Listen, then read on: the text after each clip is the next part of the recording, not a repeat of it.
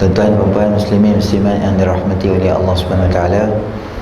Pertamanya kita panjatkan kesyukuran kita kepada Allah Subhanahu Wa Taala kerana dengan limpah rahmatnya Allah Subhanahu Wa Taala beri kita sama-sama peluang berada di dalam rumah Allah Subhanahu Wa Taala untuk kita mengikuti kuliah pengajian bulanan kita, kitab 40 kisah menarik daripada Al-Quran.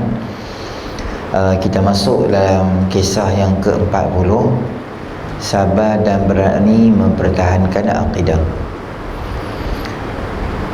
Qala Allah Subhanahu wa ta'ala fi kitabihil aziz ba'da a'udzu billahi minasyaitonir rajim. Qutila ashabul ukhdud an-nari dzatil waqud idhum 'alaiha qu'ud wa hum 'ala ma yaf'aluna bil mu'minina syuhud. Celakalah kaum yang menggali parit yang penuh dengan bahan bakaran. Mereka dilaknat ketika mereka duduk di kelilingnya sambil mereka melihat apa yang dilakukan pada orang-orang beriman. Baik, kisah malam ni adalah kisah berkaitan dengan apa yang kita sebut sebagai Ashabul Ukhdud. Ashabul Ukhdud ni adalah kisah yang disebut di dalam Quran dan juga dalam sebuah hadis yang sangat panjang. Hadis ini tuan-tuan boleh tengok dalam kitab Riyadhus Salihin. Kisah ini adalah yang berlaku di dalam hadis yang diriwayatkan oleh Sayyidina Shu'aib radhiyallahu anhu. Katanya, sabda Nabi SAW, pada zaman dulu ada seorang raja kafir dekat Najran, Yaman. Dia mempunyai seorang tukang sihir diraja yang sudah sangat tua. Tukang sihir itu mengadu kepada raja, wahai tuanku, saya ini sudah tua, jadi perlukan seorang untuk pemuda yang boleh saya wariskan ilmu sihir saya ni kepada dia, supaya sebelum saya mati ada wakil lah. Raja di Najran ada seorang tukang sihir di raja lah, kita kata tukang sihir negara, tukang sihir kebangsaan. Dia ni tua sangat dah.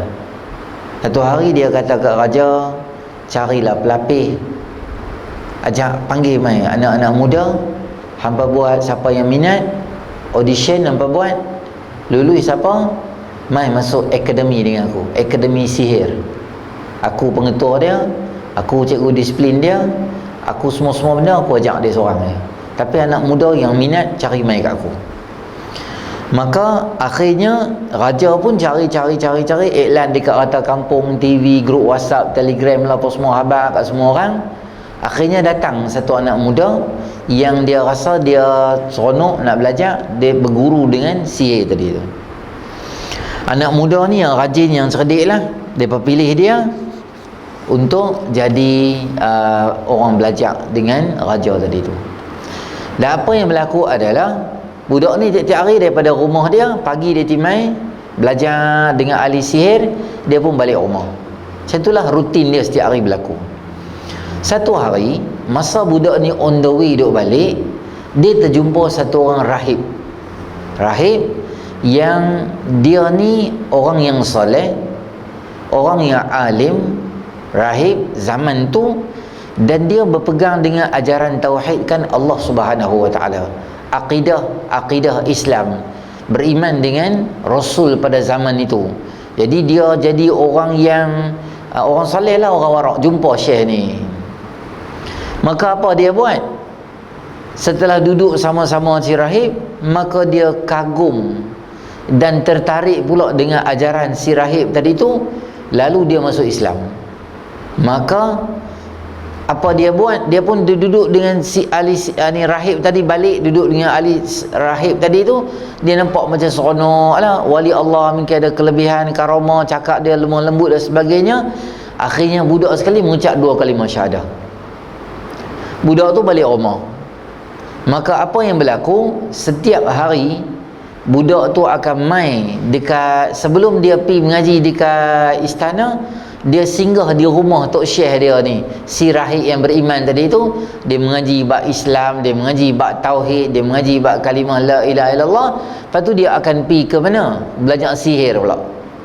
Nak tinggal sihir tak boleh, sebab takut raja nanti syak, dia masuk Islam kena bunuh pula.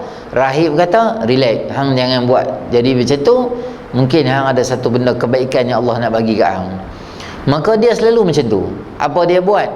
Dia akan pi, tapi si rahib ni dia tak tahu lagi, kata dia ni duk pergi mengaji kat istana ni.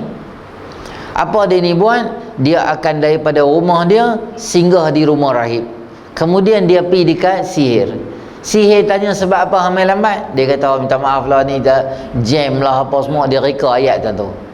Daripada rumah si sihir tadi, istana tu, dia balik main nak pergi sampai ke rumah dia tu, dia mengaji dulu dengan Tok Syekh. Tok Syekh ni tanya, sebab apa lambat? Dia kata, dalam perjalanan lambat. Dia duk main tarik tali macam tu lah. Dia masuk Islam lah. Cuma tang ni pun dia mengaji, tang tu dia mengaji. Sampai dia di istana, dia dimarahi dan dipukul oleh ahli sihir. Setelah selesai pengajian sihir, dia singgah di rumah rahib dan mengadu padanya tentang keadaan istana. Sang rahib berkata, sekiranya kamu takut dimarahi oleh tukang sihir, kamu beritahu dia kamu mempunyai hal dengan keluargamu, sehingga kamu takut dimarahi oleh keluargamu, maka beritahulah keluargamu bahawa ahli sihir tidak benarkan kamu pulang. Begitulah pengajiannya setiap hari. Ahli sihir dia tahu, setiap hari bila dia kena belasah sebab lambat, sebab pergi mengaji dengan Tok Guru ni, geng-geng istana marah dia. Lepas tu bila balik rumah, jadi lambat pula, adik-beradik dia marah dia. Maka dia, ahli sihir ni, dia kata lah macam ni, hang kata kat ahli sihir, hang kata kat geng istana, adik-beradik hang bagi hang lambat sikit, ada urusan keluarga. Padahal dia memang mengaji dengan Tok Syekh ni. Dia pergi dekat istana, dia lambat, dia kata keluarga. Dia pergi kat keluarga, sebab apa lambat? Sebab dia kata istana lepas lambat hari ni. Dia duduk mengikut tu lah. Siapa ajak ni? Tok Syekh dia ajak, supaya dia tak mau lagi dedahkan lagi identiti dia, sebab ada banyak benda-benda yang boleh menyebabkan ancaman pada nyawa budak tu sendiri. Jadi satu ketika dia nak mai, ada seekor binatang yang sangat besar yang menghalang laluan orang ramai.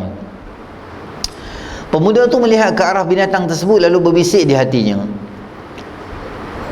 budak tadi ni dia mengaji dengan ahli sihir dan mengaji dengan rahib, tapi dia pun tak berapa confident hak mana antara dua tu betul. Satu hari dia jalan-jalan, dia jumpa satu binatang yang besar yang menghalang perjalanan orang ramai. Dia jam teruk. Dia pun jalan-jalan sampai dia kata, sebab apa jam ni? Dia kata, hang tak nampak kau, tengok binatang tu yang halang, orang mana pun tak boleh jalan, dan kami pun takut nak jalan dengan binatang ni. Maka budak tadi ingat di hati dia, inilah masa aku nak uji antara dua ilmu mana yang betul-betul yang memberi faedah pada aku, dan ilmu mana yang hak, dan ilmu mana yang batil. Ya Allah, sekiranya apa yang dia ajar oleh rahib itu lebih engkau suka dari sihir, maka bunuhlah binatang ini. Dengan izin Allah, seketui batu yang kecil dapat bunuh seekor binatang yang besar. Dia ambil batu, dia ingat di hati dia, ya Allah, kalau betul lah aku duk pergi mengaji dengan Tok Syekh rahib ni bagus, kau bagi binatang ni mati. Bila dia baling batu yang kecil tu, binatang yang besar tu mati. Bila binatang besar tu mati, keyakinan dia pada Islam, keyakinan dia pada syarak, keyakinan dia pada Tok Syekh tu jadi lebih bertambah, dan kepercayaan dia pada ahli sihir tu makin lama makin turun, makin lama makin turun dengan peristiwa tadi tu. Maka apa yang dia buat, maka orang ramai pun gembira kerana dapat gunakan jalan tu macam biasa. Kemudian dia balik, dia beritahu rahib apa yang dia beritahu. Wahai anakku, sesungguhnya hari ini kamu telah menjadi lebih hebat daripada aku. Kamu telah sampai ke satu tahap yang tinggi, maka satu hari kamu akan diuji. Apabila diuji, jangan kamu cerita tentang diriku. Pesan rahib tadi tu. Bila dia balik mai, dia cerita pada rahib tu. Dia kata, wahai Tuan Syekh, saya dalam perjalanan, saya jumpa binatang besar. Saya ingat di hati saya, kalau betul lah apa yang dia ajak, ya Allah, matikan binatang tu. Betul-betul binatang tu mati. Orang semua seronok dengan saya. Tok Syekh tu kata kat dia, wahai anak muda, hang ni orang yang hebat. Hebatnya hang lebih hebat daripada aku pada hari ni. Tahap hang ni dah lain dah. Dan bila hang main peringkat macam ni, Hang jangan ingat hang bila jadi superhero orang semua akan sayang kat hang. Yang tu gambar boleh. Superman selamatkan orang, semua orang sayang kat dia. Batman selamatkan orang, semua orang sayang kat dia. Tapi dalam Islam tak. Lagi kita buat baik, lagi kita berjasa pada Islam lebih banyak, maka Allah Ta'ala hantar ujian yang besar pada dia. Dan Tok Syekh dia dah tahu dah. Tok Syekh dia bagi tahu kat dia, katanya Tok Syekh tu, hang tunggulah ujian nanti mai. Tapi Tok Syekh tu kata kat dia, kalau ujian mai, hanya janganlah tunjuk aku. Hanya jangan bagi tahu. Rahib yang ajak aku semua benda. Hanya cerita. Kalau boleh, cerita aku ni hanya jangan cerita. Sebab apa dia tak pergi cerita? Sebab dia takut ke? Bukan. Ada kalanya, ada waktunya tuan-tuan, pendirian dan mauqif kita yang sebenar tu perlu dirahsiakan buat sementara waktu. Ada masanya yang perlu dizahirkan. Asyah radhiyallahu ta'ala anha menjadi isteri kepada Firaun. Tetapi sejak daripada Nabi Allah Musa AS balik mai dengan dakwah Islam dia, Asyah sudah menerima akidah la ilaha illallah, tidak ada Tuhan selain pada Allah, dan dia mengaku suami dia bukan Tuhan dia, yang Tuhan dia adalah Allah Subhanahu Wa Taala. Tetapi bila kita baca cerita Asyah sebelum ni apa yang kita dapati, Firaun hanya mengetahui tentang ketuhanan atau penafian Asyah tentang suami dia tu di hujung-hujung usia dia tu. Maknanya Nabi Musa dah mai balik, cerita dah panjang dah, baru dia tahu. Kemudian barulah Asyah dibunuh. Barulah Asyah dibunuh. Begitu juga kalau tuan-tuan balik rumah buka surah, nama dia adalah surah Ghafir, juzuk 24. Dalam surah Ghafir itu ada satu cerita tentang rajulun mu'minun min ali Fir'aun, lelaki yang beriman daripada ahli keluarga Fir'aun. Bukan ahli keluarga Fir'aun, daripada staf Fir'aun lah kita kata. Dalam istana tu ramai lagi yang beriman ni, cuma mereka tak dedahkan. Ada ketika Nabi Allah Musa AS nampak macam di hujung tanduk dah, bahaya untuk iman atau nyawa Nabi Musa AS, maka barulah dia zahirkan dia punya pendirian sebenar dia tentang Nabi Allah Musa AS. Tuan-tuan, kadang-kadang kita hidup di dunia hari ini ni, ada kalanya dan ada waktu-waktunya kita punya identiti sebenar kita rahsiakan untuk kebaikan Islam itu. Semoga Islam tu boleh tersebar. Di kalangan kita hari ini ada yang duduk di kalangan pelbagai jenis masyarakat dan pelbagai orang-orang. Bukan bermakna tak payah semayang. Oh ya, aku duduk dalam masyarakat majmuk, aku tak boleh semayang, nanti kawan aku kata aku Islam sangat. Tak, bukan macam tu. Bab akidah, bab Islam semua kena jelas dan kena betul. Tetapi pendirian mauqif kita tu, ada kalanya kita sembunyikan benda tu, maka benda tu memberi faedah pada kita dalam urusan dunia dan urusan akhirat. Macam tu juga apa yang berlaku kepada lelaki tadi ahli sihir tadi, rahib tu. Dia kata jangan lagi, tunggu Ustaz, nanti aku beritahu kat hangpa macam mana keadaan tu, jangan redahkan. Maka disebabkan kelebihan yang ada pada pemuda tadi tu, jadi glamour lah tuan-tuan. Ui, budak ni hang tak tahu duk belajar sihir kat istana tu, special budak tu dia cakap apa tau, dia baling batu kecil ya. Mulut orang ni tuan-tuan tahu lah, laju pada internet ni, laju pada internet time, laju pada unify ni, cak dia bergerak gitu. Sehingga glamournya budak tu sampai ke peringkat istana. Semua orang staf-staf istana, dayang-dayang di istana, staf semua ni dia tahu dah kelebihan tentang budak lelaki yang duk mengaji sihir dengan dengan ahli sihir di raja tadi tu. Dan lebih pada tu lagi, dia juga Allah beri keistimewaan mampu menyembuhkan pelbagai penyakit termasuk kusta, sopak, penyakit yang dihadapi oleh orang ramai. Dia mula berubat orang pula. Orang ramai berubat dengan dia berubat orang. Dan penyakit-penyakit yang biasanya tak ada ubat, dengan izin Allah dia sembuh. Akhirnya cerita hebatnya budak ni sampai ke telinga seorang pegawai raja yang buta. Ada staf istana yang dia buta. Maka lalu dia pergi kepada pemuda itu dengan membawa harta yang sangat banyak. Inilah hadiah untuk kamu, sekiranya kamu mampu untuk menyembuhkan penyakit buta itu, kata pegawai raja tu. Pemuda tu kata, saya tak pernah menyembuhkan penyakit. Yang pensembuhkan penyakit adalah Allah Subhanahu Wa Taala. Sekiranya tuan beriman dengannya, saya akan berdoa supaya sembuhkan penyakit tuan. Maka pegawai raja pun beriman kepada Allah. Budak ni lah, anak muda ni, dia ada kelebihan. Tapi kelebihan dia tu dia guna untuk bawa orang dekat dia dengan Allah Subhanahu Wa Taala. Apa kelebihan dia? Boleh berubat orang. Bila dia boleh berubat orang, dia kata, hanya kata aku bagi sembuh. Yang bagi sembuh adalah Allah Subhanahu Wa Taala. Hang nak sembuh, hang beriman dengan Allah, aku doa kat hang minta kat Allah, aku tolong doa kat hang, Allah bagi hang sembuh. Kita tuan-tuan, kalau ada apa-apa kelebihan yang Allah beri pada kita, kita guna kelebihan tu untuk agama Allah Subhanahu Wa Taala. Apa saja kelebihan kita ada, kita gunakan untuk Islam. Kita pandai dalam bab komputer, kita pandai dalam bab engineering, kita pandai dalam bab kereta, kita pandai dalam bab doktor, bab berubat orang. Tapi jangan lupa selitkan dakwah di dalam tu. Kelebihan kita gunakan untuk Islam.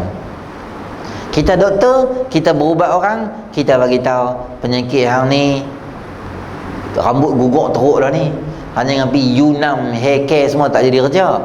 Hang, aku nasihatkan hang pakai tudung, hang tutup aurat, insya-Allah rambut hang jadi elok. Cerita kat dia, dakwah kat dia. Hang ni nampak macam teruk dah macam ni, hang kena buat macam ni. Doktor cakap ni orang percaya tuan-tuan. Orang percaya, dia orang ikut.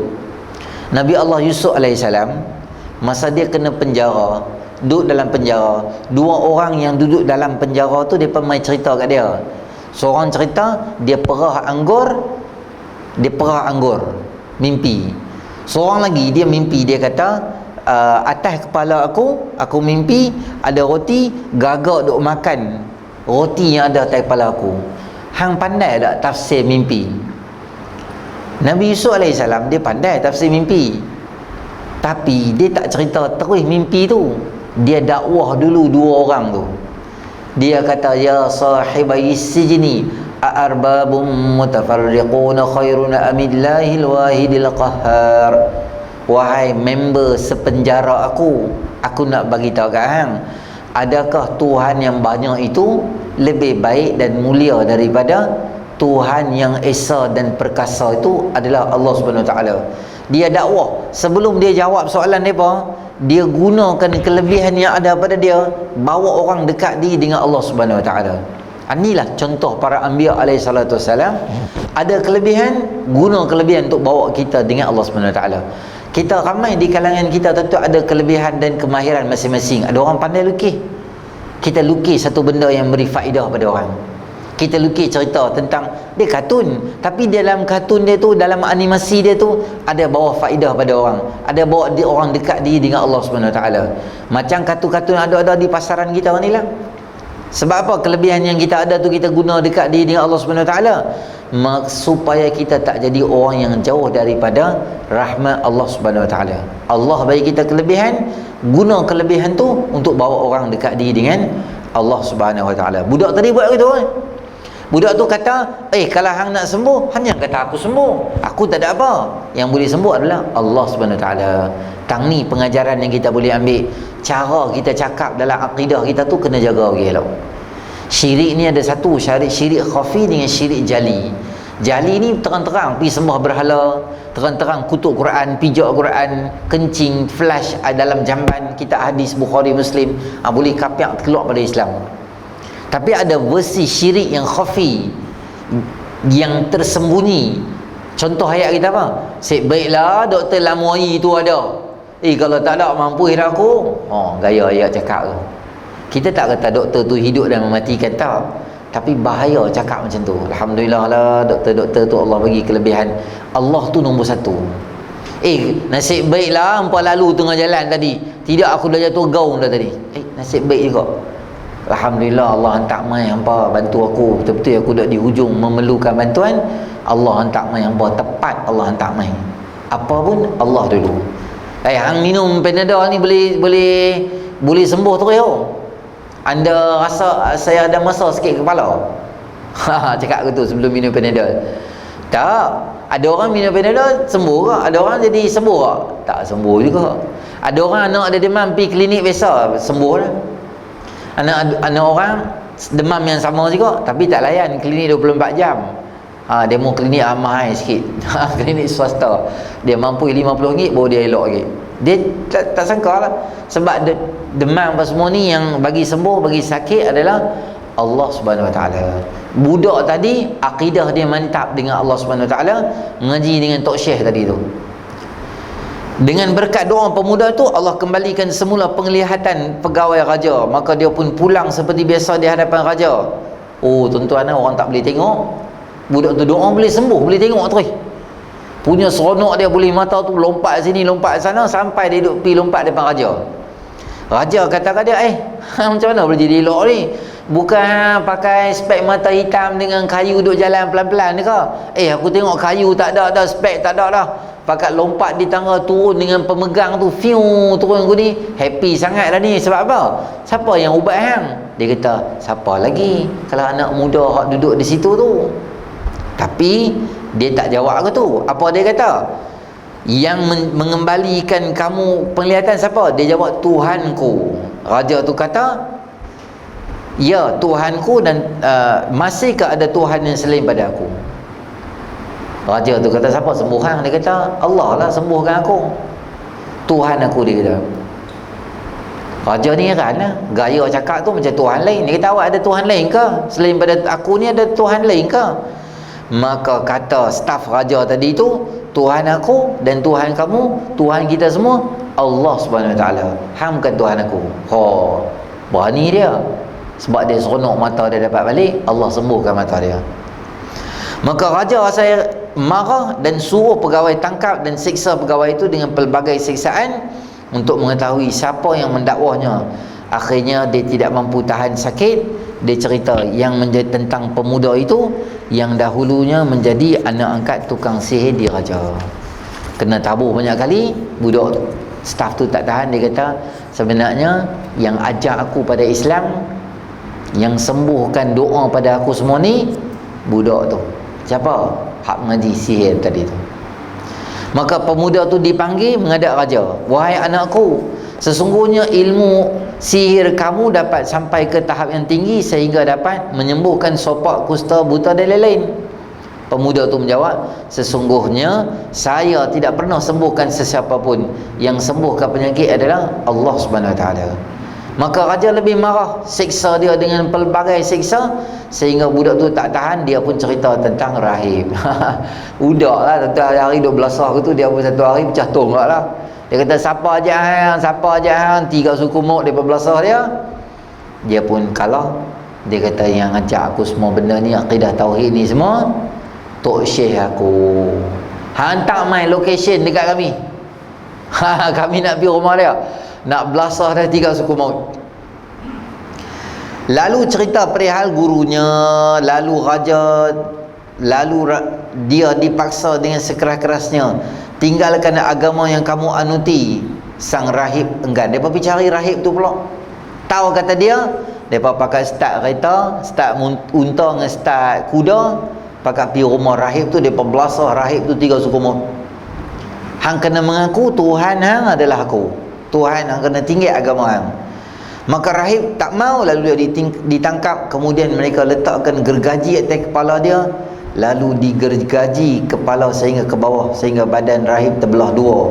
Dia gugur sebagai syahid. Itulah nilai orang dulu nak dapat akidah la ilaha illallah ni, punya mahal akidah dia. Nak mati macam mana? Letak gergaji sampai terbelah dua badan gitu. Allahu Akbar.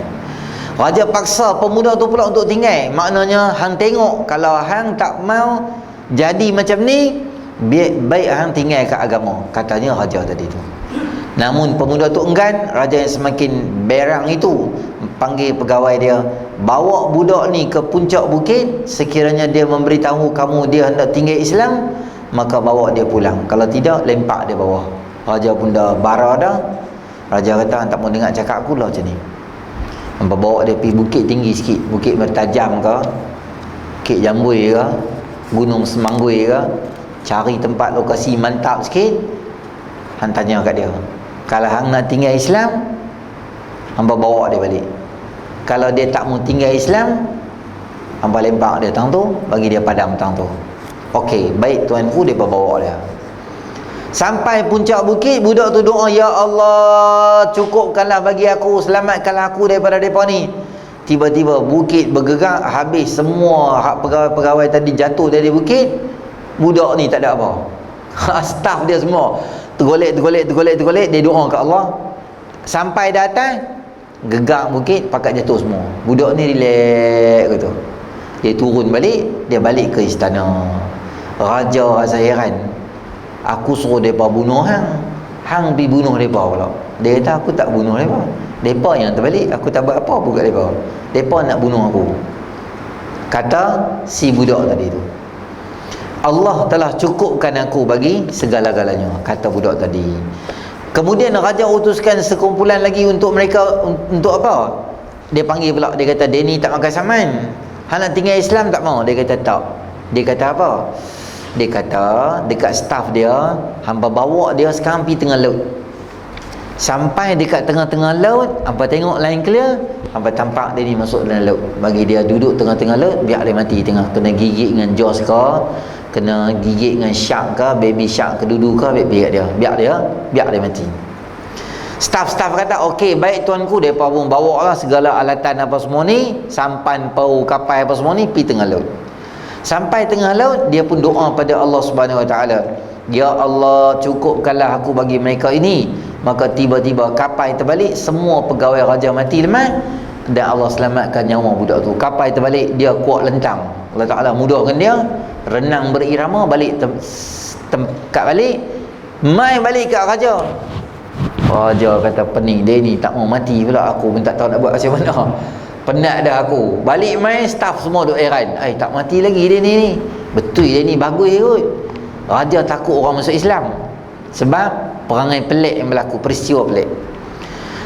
Maka raja, budak tu kata kat dia kata, hang buat apa dekat staff aku? Dia kata, aku tak mampu. Dia kata, Allah telah cukupkan aku dengan semua staff kamu. Budak tu kata kat dia, wahai tuanku, tuanku tak boleh bunuh saya. Tuanku nak bunuh saya akan bagi tahu macam mana nak bunuh saya. Bukan buluh runcing. Hak tu menteri pasola. Mungkinlah kot Piramli dapat idea lah. Dia susah nak mati lah. Dia ada satu cara nak mati. Budak tu kata apa? Hang kena ikut cakap aku, baru aku mati. Kalau tak ada, aku tak akan mati. Raja kata apa dia? Kalau boleh, hang kena kumpul semua rakyat di kampung ni.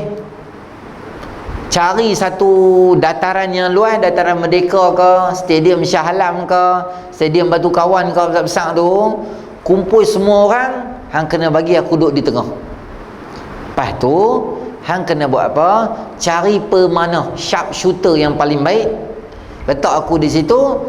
Dan masa hang nak fire aku dengan dengan panah tadi tu, hang kena kata satu perkataan, password dia ni dalam ketika dan saat dan situasi dan lokasi macam tu, baru aku boleh mati. Apa password dia? Bismillahi birabbil ghulam. Dengan nama Allah, Bismillahi rabbil ghulam.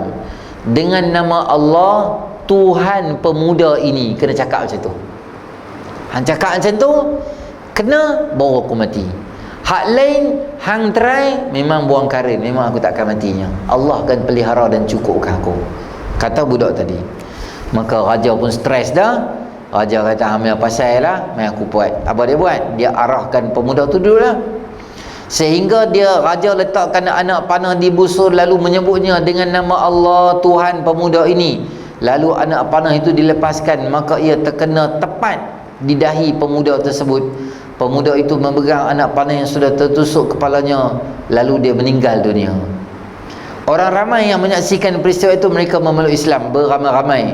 Mereka berkata, kami beriman dengan Tuhan pemuda ini. Macam cerita Firaun lah. Mereka memang dah viral dah cerita budak ni tak mati-mati ni.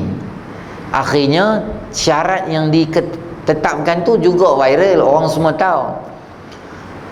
Budak ni mati, sehingga budak ni mati, kata-kata terakhir dia tu, dan orang yang sharpshooter yang memanah dia tu, orang semua dengar.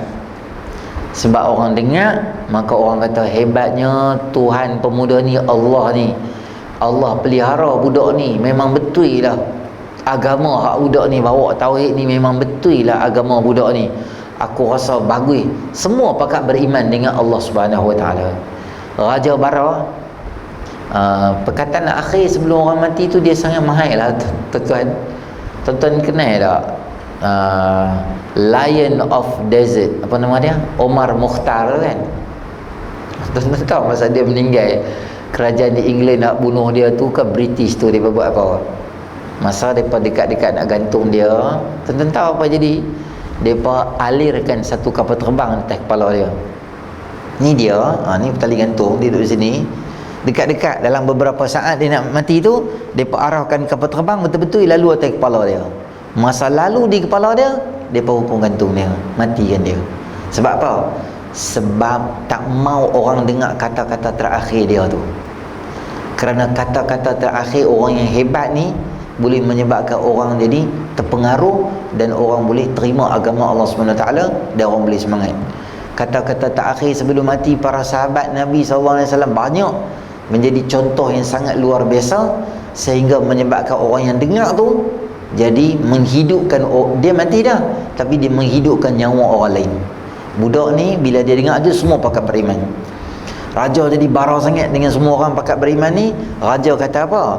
Dia kata, aku dah marah sangat dengan mereka ni, seorang beriman. Aku ingat dah selesai ada masalah, rupa timbul beribu pula masalah. Maka raja ni marah sangat. Tahu dia buat apa? Dia korek parit yang besar. Parit yang besar ni dinamakan dia sebagai ukhdud. Ukhdud ni maknanya parit besar.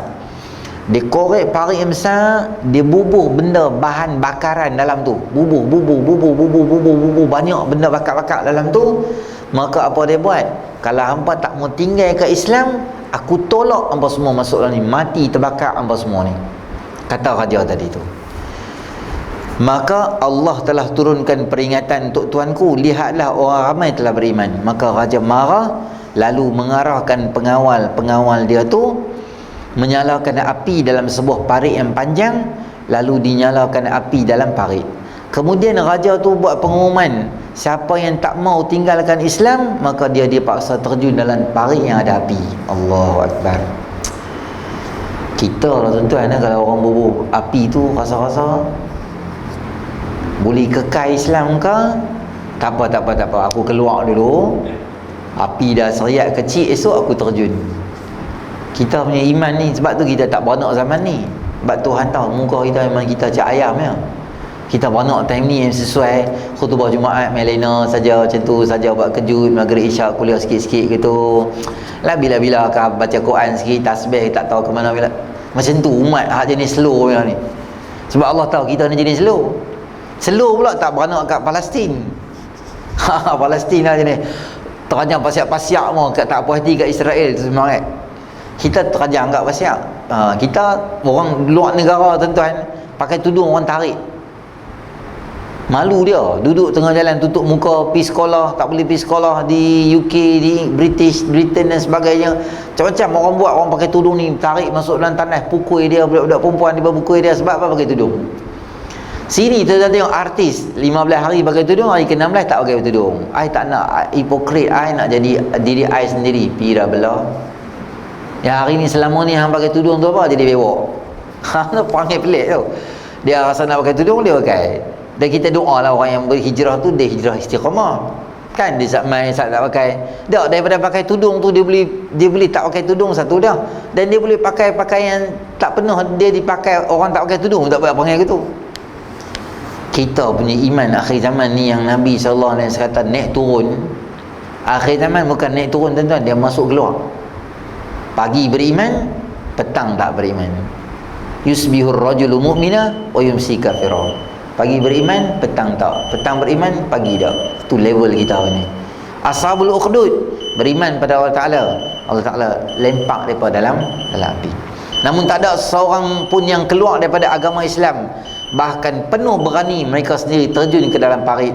Raja dan pengikutnya hanya menyaksikan sahaja peristiwa itu. Seorang demi seorang terjun dalam parit yang penuh. Maka sampailah di sini giliran satu orang anak dengan baby dengan mak dia. Mak dia teragak-agak nak terjun, tapi baby tadi tu dengan izin Allah. Antara baby yang cakap, termasuk baby Juraij. Tetap pernah dengar Juraij tu yang dia kena fitnah sebabkan dia sakitkan hati mak dia. Nabi Allah Isa alaihissalam, baby yang cakap masa kecil, bayi yang menjadi saksi kepada Nabi Allah Yusuf alaihissalam. Dan yang keempat, ini adalah baby Ashabul Ukhdud. Baby Ashabul Ukhdud yang dia bagi semangat kat mak dia. Mak, tiba-tiba baby cakap, mak takut apa? Kita berada di jalan betul. Mai mak kita terjun, biar cek mati pun tak apa. Kita mati sama-sama, biar kita mati syahid, kita bahagia dalam syurga dua-dua orang. Baby tadi cakap. Mak dia tuan-tuan semangat masuk dalam api dengan kuasa Allah. Wahai ibu, sabarlah, sesungguhnya kita di pihak benar. Akhirnya ibunya terjun dalam api bersama-sama dengan keyakinan pada Allah Subhanahu wa taala. Okey. Kita azan dululah. Kau macam mana? Terus. Boleh terus. Okey. Tuan-tuan, ini cerita dia Ashabul Ukhdud. Tapi kalau tuan-tuan baca cerita ni, sekarang baru kita reverse balik baca ayat Quran. Baru sedap, baru kita tahu cerita. Reverse balik, tengok ayat Quran dia. Apa dia maknanya? Auzubillahi minasyaitanirrajim. Qutila ashabul ukhdud. Celakalah kaum yang telah menggali parit. Parit yang penuh an-nari dzatil waqud. Parit yang penuh dengan bahan bakaran. Idhum 'alaiha qu'ud. Mereka dilaknat ketika mereka duduk di kelilingnya. Siapa kelilingnya? Staf-staf raja yang tak beriman dengan raja yang duk usah geng-geng Ashabul Ukhdud mati tu. Wa hum 'ala ma yaf'aluna bil mu'minina syuhud. Sambil mereka melihat apa yang dilakukan oleh Allah Subhanahu Wa Taala pada orang beriman. Dan kesimpulan dia adalah depa ni semua nanti di akhirat kena bakar balik dalam api neraka Allah Subhanahu Wa Taala. Jadi orang Islam ni dia tak ada kalah.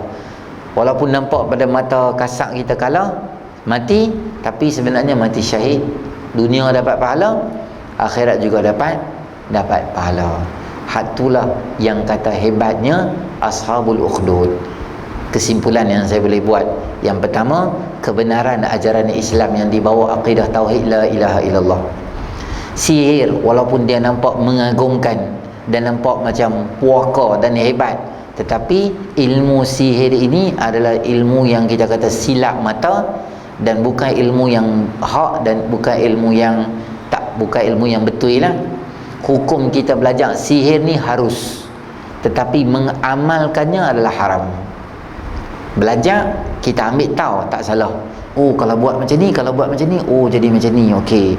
Kalau buat macam ni, buat macam ni, buat macam ni. Ambil tahu, tak salah. Tapi mengamalkannya hukum dia haram. Tahu, ambil tahu supaya jangan buat. Ambil tahu supaya kita boleh halang.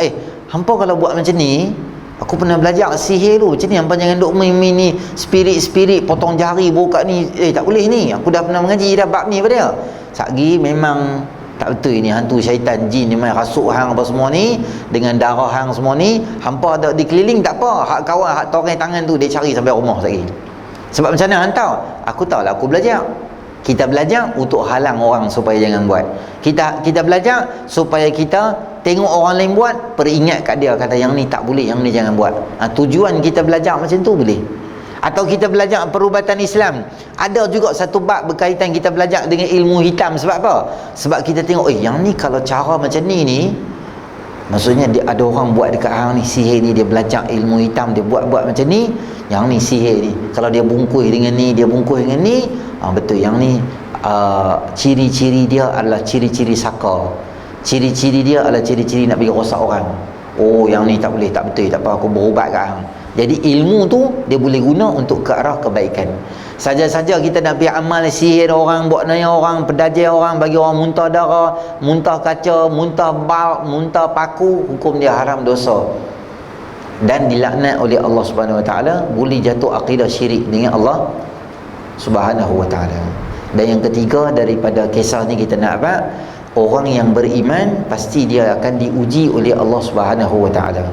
Lambat laun satu hari Allah Ta'ala bila uji kita, maka orang yang bersabar dengan ujian, menempuh, walaupun nampak dia di dunia ni macam kesusahan, akhirnya dia diberi satu faedah dan manfaat yang sangat besar di sisi Allah Subhanahu Wa Ta'ala.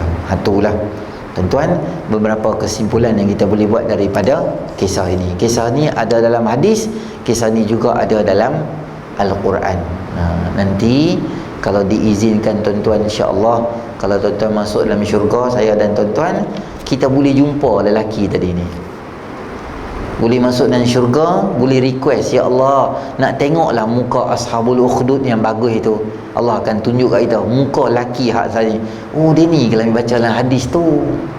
Kalau tuan-tuan masuk dalam syurga, boleh jumpa Nabi Allah Musa alaihissalam, boleh jumpa Asyah, boleh jumpa Ummul Mukminin, isteri-isteri Nabi SAW, boleh jumpa mak Nabi Allah Isa alaihissalam, boleh doa ke Allah, boleh jumpa semua figure-figure dalam sejarah.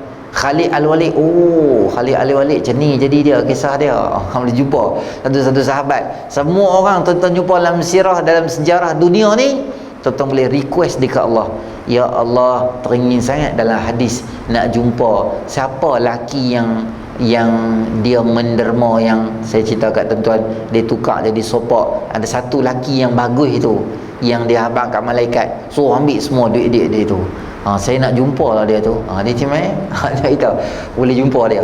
Aku mengaji lah cerita hang kat Masjid Binjai dulu, boleh member dengan dia, boleh naik kuda terbang dengan dia.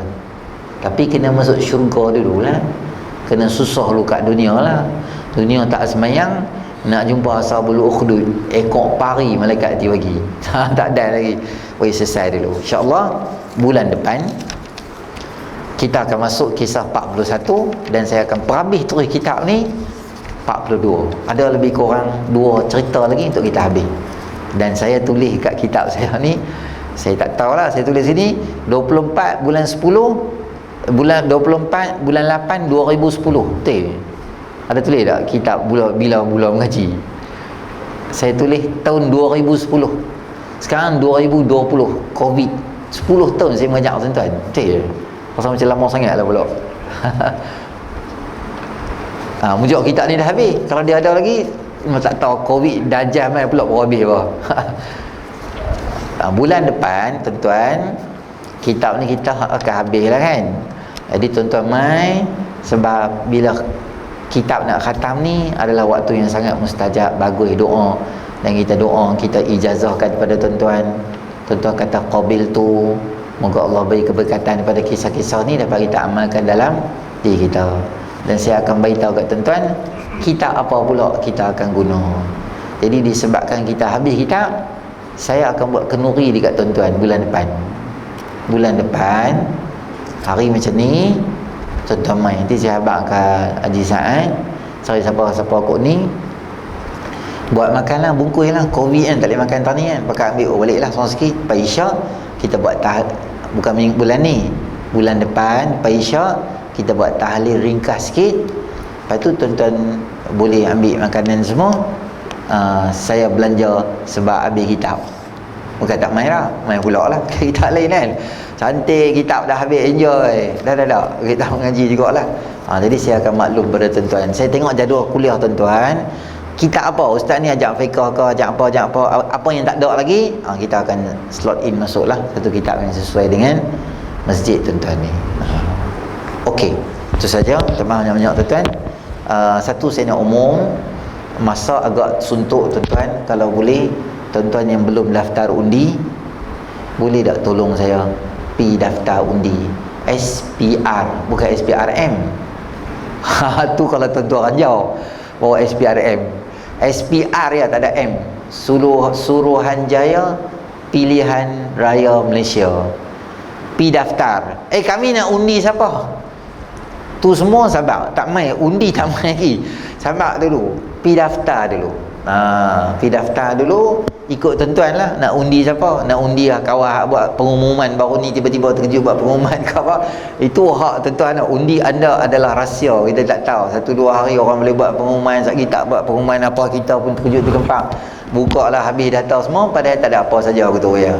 Tak tahu apa yang sedang berlaku tu, hak masing-masing lah. Yang tu saya tak mau abang apa undi siapa, parti A, parti B, parti C tu semua tu nombor 2. Mula-mula pi daftar undi dulu. Saya ni ustaz, saya anak saya memang saya tak tempat lain lah. Memang nak hantar pi mak tahfiz, bagi hafal Quran, bagi jadi ulama yang hebat. Saya tak mau dah sekolah-sekolah ni semua torut ni semua ngajak merepek-merepek ni semua dunia semua ni. Saya memang tak setampak nak hantar anak saya pi tahfiz. Anak ni, anak haji umur berapa dah? Dia kata anak saya tahun depan baru nak kahwin dia dah. Tahun depan pun nak kahwin, sembang macam anak 14 orang dah. Kita situ lah. Kerajaan ni tak betul yang ni, kami nak memperjuang yang ni semua. Dah daftar undi ke dah? Dah undi dah, tak daftar lagi. Sembang, ya Allah, terajang motor-motor semua. Sebab apa? Aku kalau pergi haji tahun ni memang aku nak buat haji mabrur, haji akbar lah sembang. Haji akbar apa? Tabung haji pun akaun tak ada. Nak pergi haji tu. Kata hang sebelum sembang pergi haji, habis pi bulan lepas ni orang tu buka akaun tabung haji. RM10 pun tak apa, pergi buka akaun tu. Cukup 10,000 ke berapa hang daftar.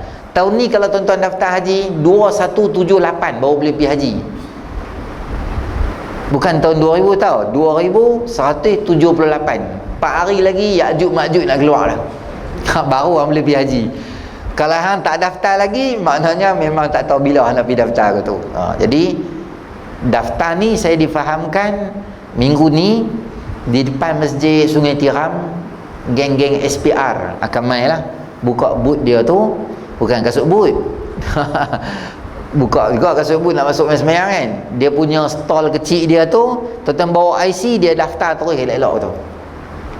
Tuan-tuan nak undi kat mana dengan isteri, nak update balik, boleh check balik. Kadang nama kita di sini tapi undi kat tempat lain. Tapi nama kita daftar kat Johor tapi undi kat Melaka contoh. Dia lari sistem. Boleh perbetul balik dengan mereka semua. Jumaat dia berhenti main. Ada online pun daripada abang kata-kata lah. Jadi tuan-tuan jangan lepaskan peluang untuk mendaftar. Saya tak mau cerita bangsa lain duk daftar semua tu semua, kita jangan sembang. Lah kita cerita kita pergi daftar sudah elok-elok. Kan? Ya, betul lah. Orang lain sedang arah dan kerahkan semua supaya mendaftar, supaya kita dapat menunaikan hak sebagai warga negara untuk mengundi, insyaAllah nah. Jadi bulan depan tuan-tuan jangan lupa main lah, bawa anak keluarga apa semua elok-elok. Jadi kita buat kenduri, pakat makan ramai-ramai semua sikit. Okey. A'udzubillahi minasyaitonir rajim. Bismillahirrahmanirrahim. Alhamdulillahirabbil alamin. Wassalatu wassalamu ala asyrafil anbiya'i wal mursalin wa ala alihi washabbihi ajma'in. Allahumma anfa'na bima 'allamtana wa 'allimna ma yanfa'una wa zidna ilma. Rabbana atina fid dunya hasanah wa fil akhirati hasanah wa qina adzabannar. Wa sallallahu ala sayidina Muhammadin nabiyil ummi wa ala alihi washabbihi ajma'in. Alhamdulillahirabbil alamin. Taqabbalallahu.